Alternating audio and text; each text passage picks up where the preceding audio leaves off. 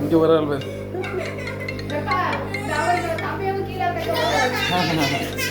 அவனுக்கு அதிகமாக வருவான்.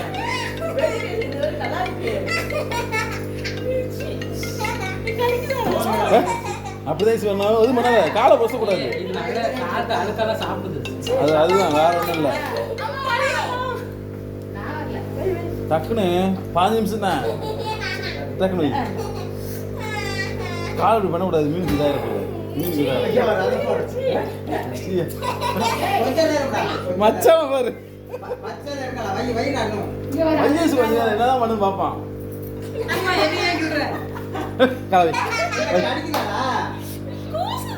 அதுக்குதான் வைக்கிறது.